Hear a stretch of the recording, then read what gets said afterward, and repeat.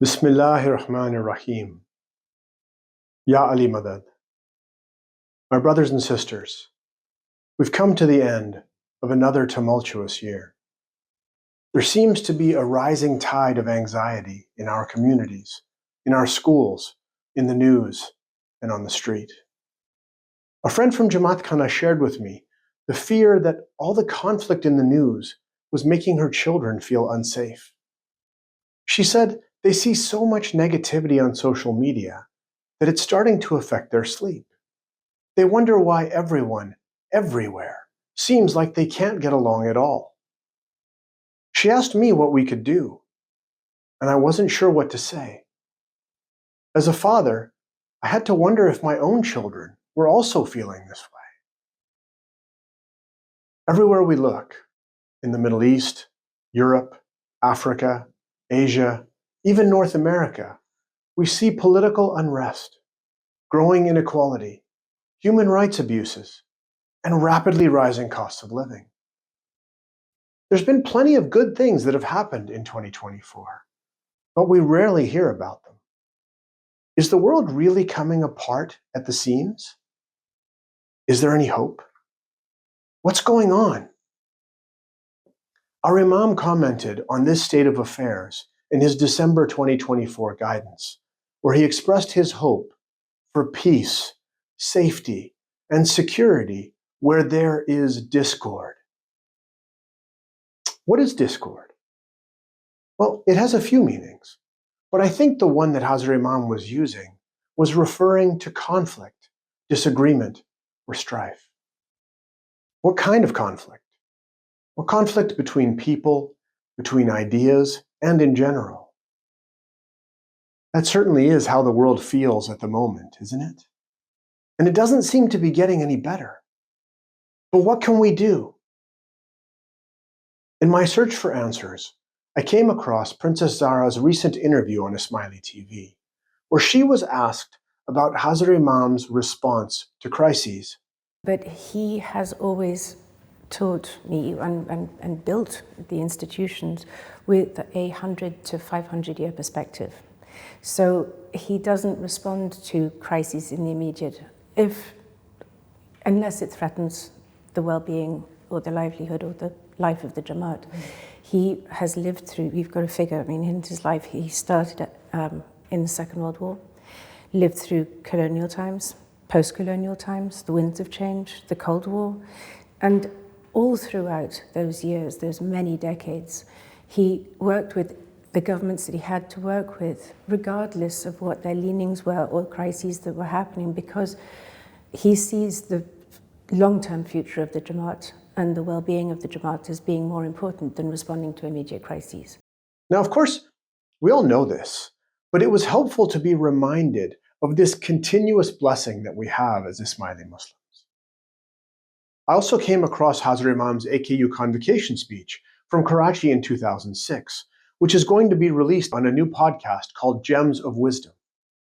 And it helped guide my thinking for this reflection. In this reflection today, I plan to talk about a different perspective to conflict and what we can do to help ourselves, our families, and our communities in times of uncertainty and turmoil. What causes conflict? Well, a lot of things. Inequality, limited resources, political instability, polarization between people. All of these and other things are causing conflict today. And at the root of this is our inability to engage with difference. And this inability further amplifies bad judgment and leads sometimes to bad behavior. People are judging each other more, treating each other worse, and working together less and less all the time.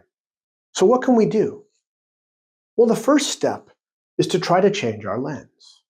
When we see discord, what we first see is difference. It's human nature when we encounter the unknown to be suspicious.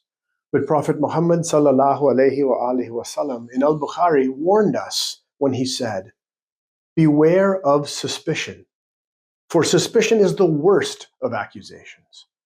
And do not look for the faults of others, for you might find your own faults instead."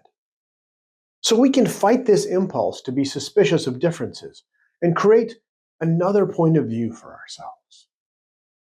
One way to change our lens is to actually rethink discord entirely. The first meaning of discord, meaning conflict, is hard to resolve. In conflict, forces are working against each other, and it's hard to bring them together. But the other meaning of the word discord is a harsh or unpleasant sound. Something discordant is something out of harmony. Now, unlike conflict, when something is out of harmony, it can easily be fixed. Harmony is when different notes or melodies blend together in a pleasing way. When things are out of harmony, it means that the different voices or sounds are not working together. But that can be fixed. Things can be made more harmonious. Different voices, tools, and strengths, if they share the same values, the same goals, or the same direction, can be brought into harmony. So when we encounter discord in our world, instead of trying to fight with a conflict, I'd like to challenge all of us to try to bring the different voices at play into better harmony, which is much more achievable. Now this resonates with Hazrat Imam's wisdom. At a lecture at Brown University in 2014, Hazrat Imam said, "The problem of fragmentation in our world is not a problem of diversity. Diversity itself should be a source of enrichment. The problem comes when diverse elements spin off on their own, when the bonds that connect us across our diversities begin to weaken." Hazrat Imam uses the term diversity. What's another word for diversity? It's difference. Hazrat Imam is explaining in this speech that difference isn't the problem. It's actually a solution. The problem happens when different people don't have any shared bonds, and when they spin off on their own instead of working together. Now, sure, it's easier to be around people who are the same, but it's often not very useful or helpful. Imagine that you want to build a Jamaat Khana and you hire a team of people, but everyone on the team is an architect. That wouldn't be very smart, would it? You need a mason, an electrician, a plumber, a carpenter. Imagine that you want to build a winning football team and you hire 11 goalies. No defensemen, no strikers, no midfielders. Who would score your goals? Think about running a restaurant with only waiters, no chefs, no delivery drivers, no manager. Now, in all of these situations, it's painfully obvious that difference is a good thing, that it's necessary. So why isn't it also obvious to us in our classrooms, with our work colleagues, or in our communities? If all of our friends think the same way we do, it's time to expand the circle of friendship. If all of our coworkers agree on how to solve problems, it's time to hire some people from different backgrounds and experiences.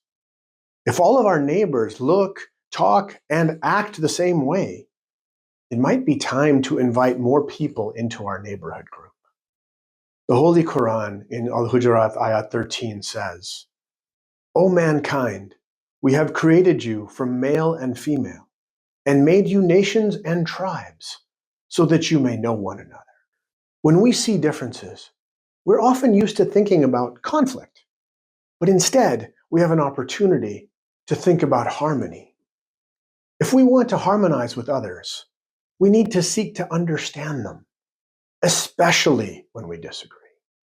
Because otherwise, we can't possibly know how they can fit into our shared harmony. We have to make an effort to focus on what binds us together in our common humanity, all originating from a single soul. It might be our history that binds us, it might be our values, or it might be our aspirations for the future. So how do we begin to harmonize with others? The best way is through dialogue.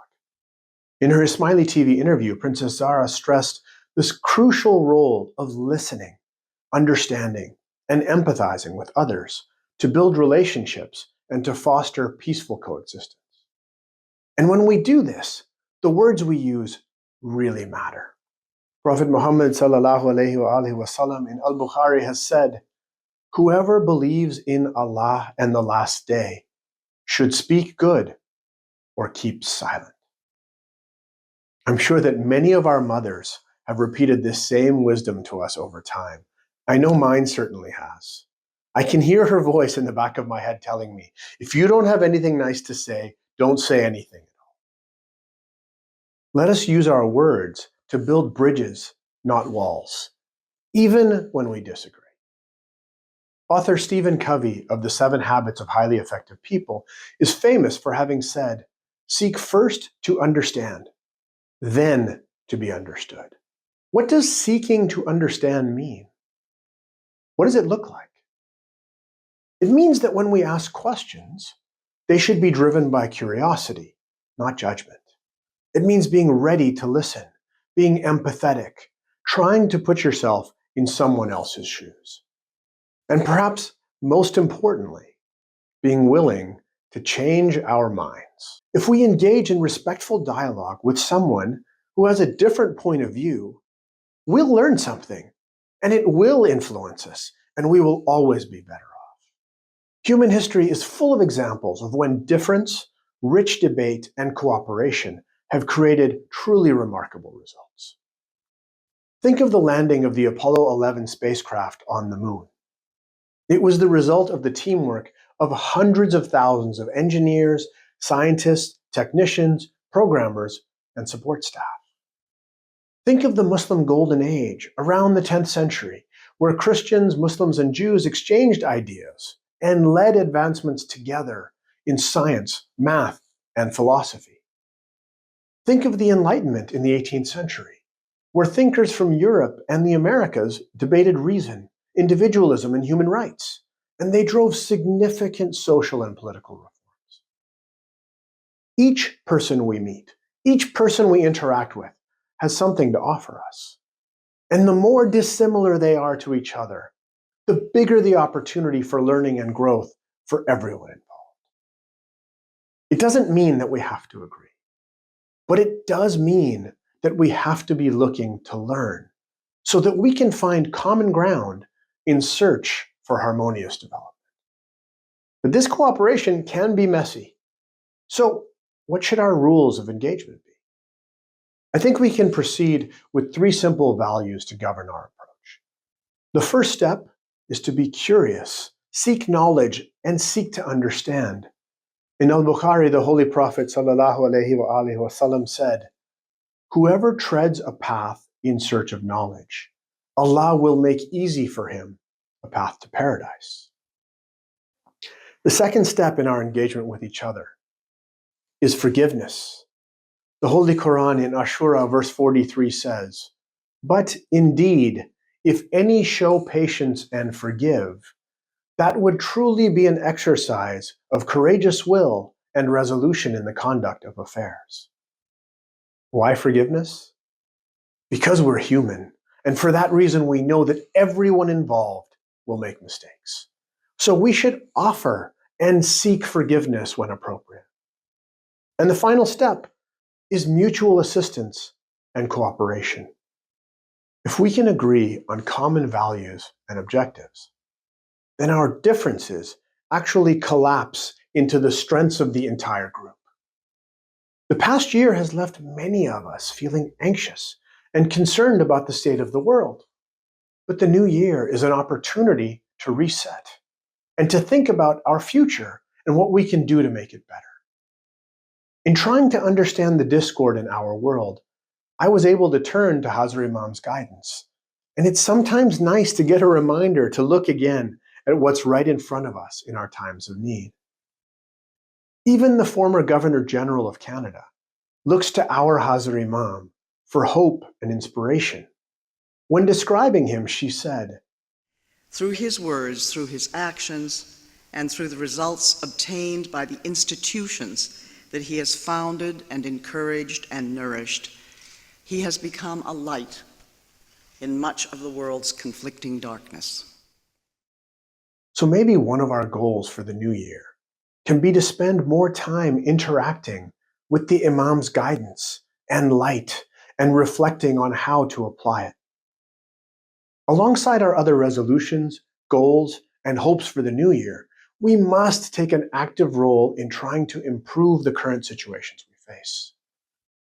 Can we seek out the opinions and perspectives of people who disagree with us, even when it's not easy to hear? Can we use our social media platforms to promote positivity and connection rather than judgment and division? Can we look to the world around us for opportunities to demonstrate kindness and compassion? Can we unplug from our phones and our computers a little more frequently and turn to prayer and the regular practice of our faith for hope, support, and mushkil asan? It is my sincere hope and prayer for the new year that we can all strive to do more of these things. The world may seem discordant around us, but in many cases, instead of being in conflict, it's just out of harmony, and we can give it a nudge back in the right direction. For those of us acutely feeling the discord of the world, Surah Al-Baqarah verse 286 tells us that Allah does not burden any soul with more than it can bear. So while it's difficult, we can be sure in our hope for the future. And for those of us who, for now, are more comfortable and secure in our own situations, it is for us to look around and to reach out to see how we can help our brothers and sisters and our communities in the year ahead. Thank you all for taking the time to listen to this reflection. Happy New Year and Ya Ali Madad to you and your family.